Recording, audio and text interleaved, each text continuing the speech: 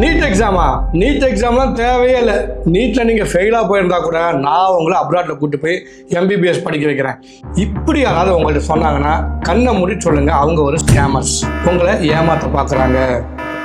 என்ன இவ்வளவு விஷயத்தை சொல்றீங்களே, யாருன்னு நீங்க? இந்த வருஷம் ஆப்வியஸா நீட் 2026 கட் ஆஃப் அப்படிங்கிறது அதிகம் தான். 177 213 அப்படின்னு இருக்கு. ஸோ நிறைய ஸ்டூடெண்ட்ஸ் இந்த குவாலிஃபையிங் மார்க் வாங்கலை.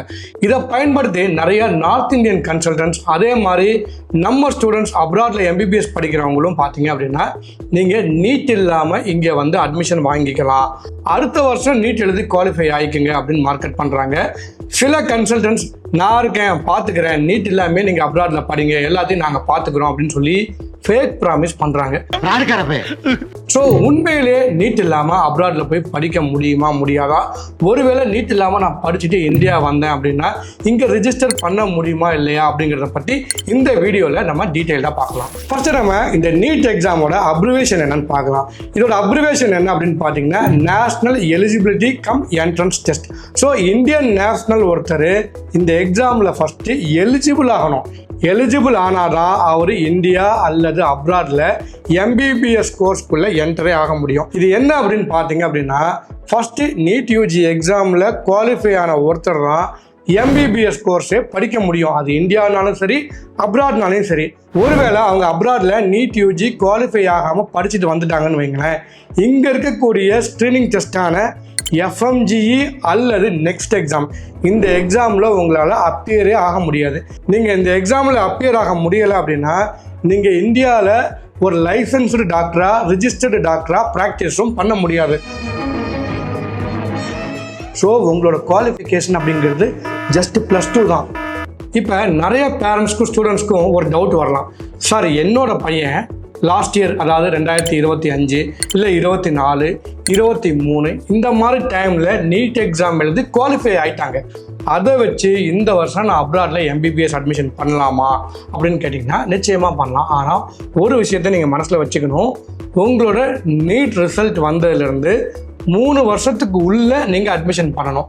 உங்களோட நீட் ஸ்கோர் கார்டோட வேலிடிட்டி அப்படிங்கிறது 3 இயர்ஸ்.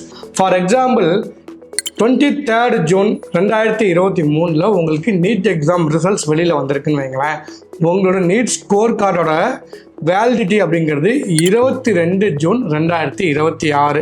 ஸோ இதை வச்சு நீங்கள் இனிமேல் அட்மிஷன் பண்ண முடியாது. இதனால் நீங்கள் அப்ராடில் அட்மிஷன் பண்ணும்போது இந்த டேட் இதெல்லாம் ரொம்ப ஜாக்கிரதையாக பார்த்து பண்ணுங்கள். இன்னும் சில கன்சல்டன்ட்ஸ் ரொம்ப ஸ்மார்ட்டாக என்ன பண்ணுறாங்க அப்படின்னா, நீங்கள் நீட் யூஜியில் பாஸ் ஆகாட்டி பரவாயில்ல, நீங்கள் அப்ராடில் வந்து எம்பிபிஎஸ் படிங்க, படிச்சுட்டு யூஎஸ்எம்எல்ஏ, பிளாப் அல்லது UKMLA, AMC, Canadian medical licensing exam, இந்த மாதிரி எக்ஸாம்ஸில் ஏதாவது ஒன்று பாஸ் பண்ணிவிட்டு இந்தியாவில் வந்து ப்ராக்டிஸ் பண்ணுங்கன்னு சொல்லிட்டு அழகாக ஒரு அட்வைஸ் கொடுத்துட்றாங்க.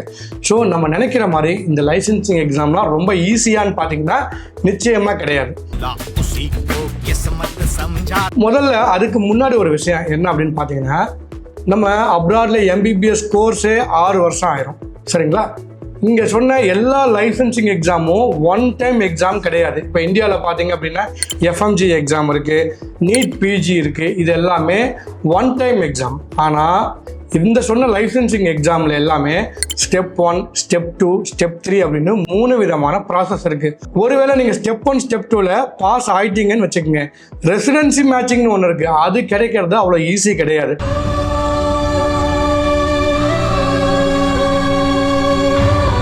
ஆல்மோஸ்ட் நீங்கள் 10 to 12 இயர்ஸ் நீங்கள் இதில் இன்வெஸ்ட் பண்ணுற மாதிரி இருக்கும். அது மட்டும் இல்லாமல் இதோட அப்ளிகேஷன் ஃபீஸு, நீங்கள் அந்த கண்ட்ரிக்கு ட்ராவல் பண்ணக்கூடிய ஃபீஸு இதெல்லாம் கால்குலேட் பண்ணி பார்த்தீங்கன்னா இதுவே தனியாக 25 to 35 லட்சம் ரூபா வரும். இதுக்கெல்லாம் நீங்கள் வந்து எலிஜிபிள் அப்படின்னா மட்டும் இந்த சாய்ஸை நீங்கள் யோசிங்க. இல்லை அப்படின்னா ரொம்ப சேஃபஸ்ட் ஆப்ஷன் என்ன அப்படின்னா, இந்தியாவில் நீட் யூஜி குவாலிஃபை ஆனதுக்கப்புறம் அப்ராட்ல எம்பிபிஎஸ் படிக்க போகிறது தான் புத்திசாலித்தனம். இந்த வீடியோ உங்களுக்கு ரொம்ப யூஸ்ஃபுல்லாக இருக்கும்னு நம்புகிறேன். ஒருவேளை இந்த வீடியோ உங்களுக்கு பிடிச்சிருக்கு அப்படின்னா லைக் பண்ணுங்கள். எம்பிபிஎஸ் அப்ராட் சம்மந்தமாக உங்களுக்கு இந்த மாதிரி நிறையா டவுட்ஸ் இருக்குது, சரியான கிளாரிஃபிகேஷன் வேணும் அப்படின்னா எங்கள் கமெண்ட் செக்ஷனில் சொல்லுங்கள். அதை படித்து பார்த்துட்டு நாங்கள் உங்களுக்கு தெளிவான கிளாரிஃபிகேஷன் தரோம். நாங்கள் உங்கள்கிட்ட எதிர்பார்க்கறது ஒரு என்கரேஜ்மெண்ட் தான். அது என்ன தெரியுமா? மறக்காமல் எங்கள் சேனலை சப்ஸ்கிரைப் பண்ணுங்கள்.